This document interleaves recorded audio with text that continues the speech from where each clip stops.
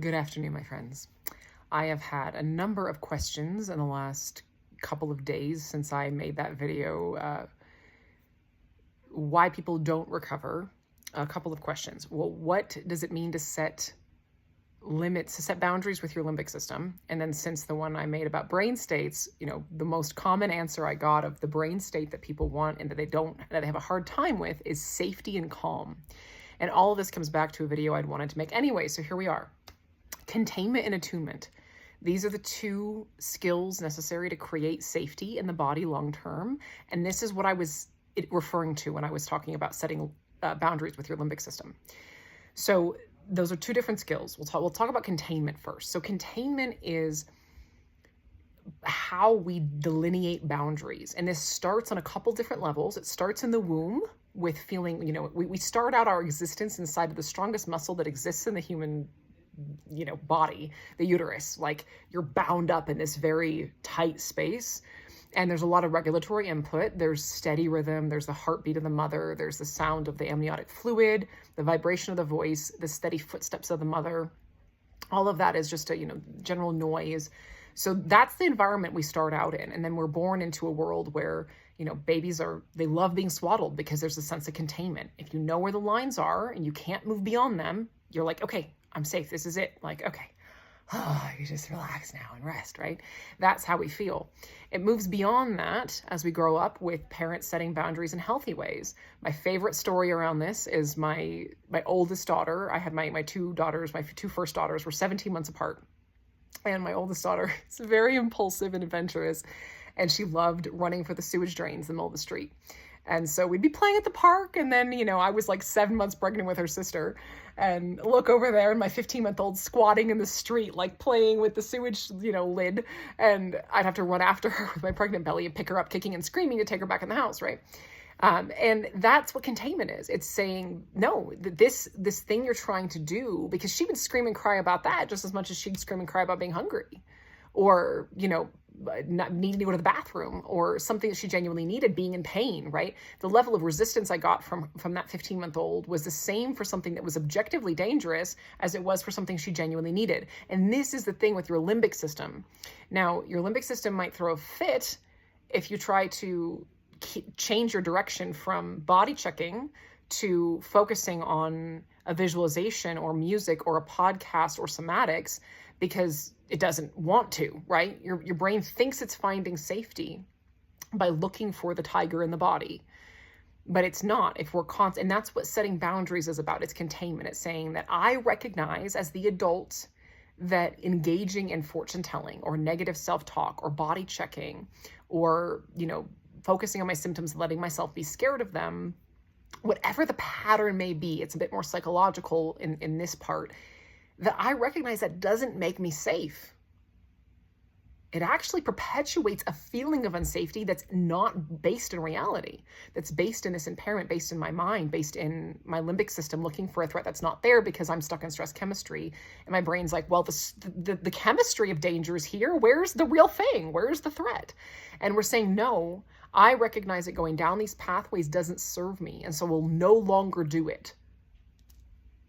Period. End of story. And I personally recommend that people train on POPs, train on these mental and psychological and emotional patterns of body checking, fortune telling, being stuck in the past, negative self-image, searching for a different solution, whatever it is. If you've identified that a pattern you have mentally or emotionally actually keeps you stuck in stress chemistry or keeps you from creating a sense of safety, keeps you dysregulated, it's not helpful, it doesn't work to create safety, then saying we're not going down this pathway anymore. And you can pick one at a time to train on.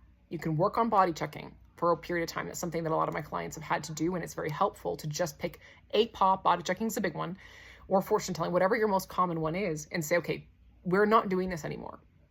It's like sticking a fork in an outlet. It just doesn't help. It's not keeping me safe. It's not working.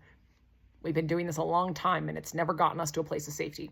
And over time, creating boundaries or containment of saying, hey, sweetheart, I know that looks really appealing. You think that's going to work, but we're not doing that right now. And your limbic system's going to kick and scream. It doesn't want to. But that doesn't mean that pattern was actually necessary. And that's where you being the adult and the higher self, and really accessing your prefrontal cortex, going over your materials of whatever neuroplasticity program you used again and again, is necessary so that you can identify which patterns are and are not helpful based on the brain science and the neuroplasticity, the laws of neuroplasticity, not just how your limbic system's responding. That's key. That's what containment is. Sometimes as well on a positive level. So containment is we're not going places that don't help us and that keep us stuck. But it can also mean doing somatics. It can mean giving yourself a hug. It can mean curling up in bed and putting the blankets around you and really like putting a heavy pillow on your stomach or on your back and feeling physically contained. That also creates a sense of containment. It can be, there was lots of times I would just put my hand on the wall, or I would really focus on, the ground is supporting me. There's stability. There's this sense, and that's what we need from containment, is a sense that no matter what I do, this thing doesn't move. There's predictability in that. It's profoundly safety creating. And if you want to create safety in your body, it's both a matter of creating boundaries or containment around the patterns that keep you feeling unsafe, and also bringing your attention to things that do make you feel safe and contained. So bringing your attention to rhythm, to things that are solid, things that are supportive, things that are holding you, to whatever is steady and predictable. The present moment, the present moment's always here. You always have something containing around you. Any hard surface is a container. Everything you're sitting on, anything that's under your feet, the walls, anything like that is also containing. So that's containment. The other bit is attunement, which is much more about learning how to tune into what the needs are that you do have. And if you've ever seen someone take care of a baby, or a baby human or a baby animal, you'll see that they offer that little person a lot of different choices, because we're not sure. If something's pre-verbal or non-verbal, we don't exactly know what they need. The dog's whining, the baby's fussing or crying or squirming. I don't know what I need. I'm dysregulated.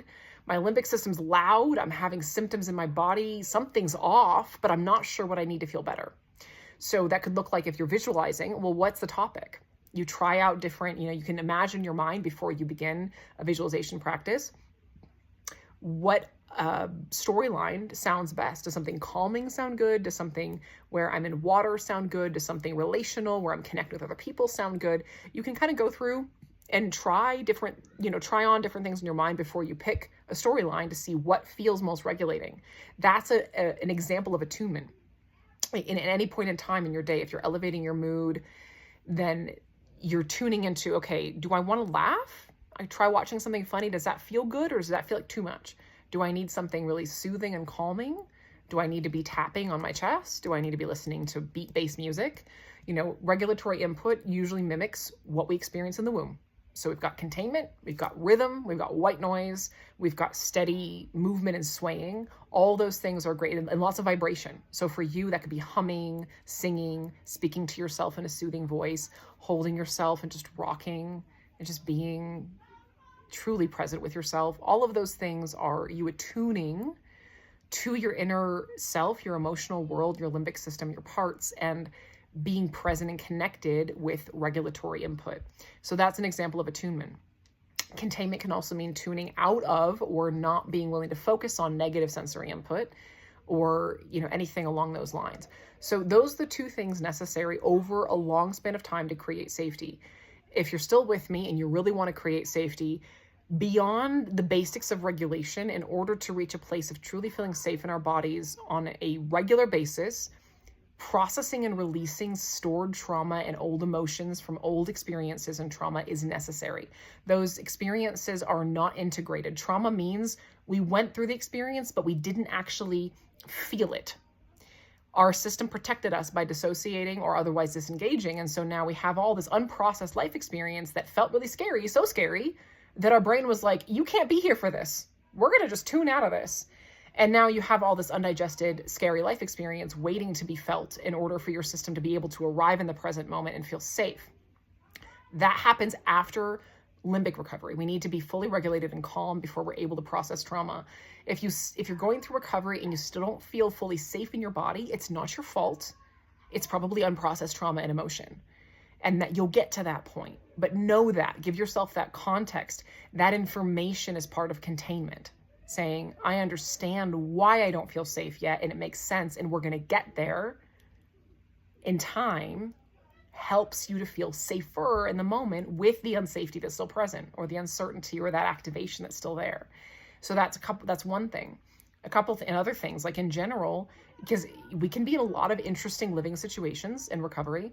Your living situation does need to be safe. Your relational environment, who you're in relationship with, you need to be in relationship with people who are emotionally safe and know how to have boundaries and protect yourself in your relationships. So there's other factors as well that play into feeling safe in the body, but containment and attunement are the biggest ones. So that's a place that you can start, and you can remind yourself, if I'm living in the solution, it's just a matter of time. If you're practicing containment and attunement, and you're giving this moment everything you've got, it's just a matter of time before you land in a place where you have stable, consistent safety within yourself and calm in your nervous system. Love you guys.